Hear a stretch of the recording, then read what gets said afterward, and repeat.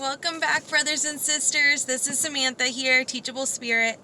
I just want to bless and encourage you today, wherever you are, whatever you're doing. I just have been, reminiscing or feeling like, those times where I've come to Jesus and just felt like, in different ways. It's just funny the way that we picture him, or how I just feel like I'm coming to him. There's been times where I felt like I was just barely hanging on, and struggling with my own habits, or feeling like, oh, I just keep failing, or those kinds of things where I'm just struggling. And I remember in those times, I would still cry out to him, but I just felt like, I felt like I was holding on to his ankles, please, Jesus, don't leave me, and I just felt like, I'm just holding on, and I just need you more than any of this stuff. And he would comfort me. I would go to the Word and different things, and I felt like I was gonna lose, I don't know. And then I would just be reminded, what? He didn't save you for you to just be, lost, for you to fall away. He's not letting you go. And he's there for you to come to however you need to. And I would, hold on to these scriptures. There's, in John 10, where he's saying that, his sheep know him and they follow him and they won't follow another. But it's also no one can snatch them out of my hand. The ones that are mine, no one can snatch them out of his hand. And he's in the Father's hand, is nothing's stronger than the Father, and nothing's gonna get, to separate us. And I know that you can feel like I'm lost, and it's really on us. If we choose to walk away, that's a whole nother story. If we turn our back and we walk away, but if we're in there, we want to be in there, we're his, and there's another part of John, I think it's maybe John 6 or something, but where he's saying, and this is the will of God, that I shall not lose not even one of the ones that he has given me, and we are those ones. If you belong to Christ, you belong to him, you're his, so he's not leaving you.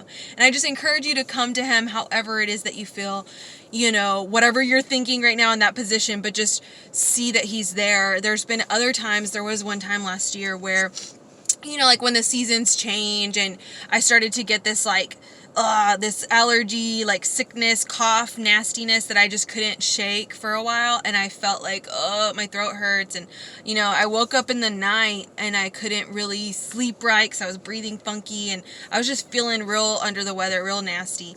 And it was the middle of the night. I just went out to the living room and I was so heavy. And I had listened to Spotify radio or whatever, and just had it on a random, Christian, where it recommends stuff to you. So it was just some song that I had never heard before that was really slow and just restful. And so I had my headphones in and I was in the living room, and I just remember feeling so weak, but I felt just hold me, and I leaned on my couch as if it was, me sitting in his lap and putting my head on his chest, and I was just and then this song was so beautiful, and I just felt like I was so comforted. I just started weeping, but I felt so just held right there.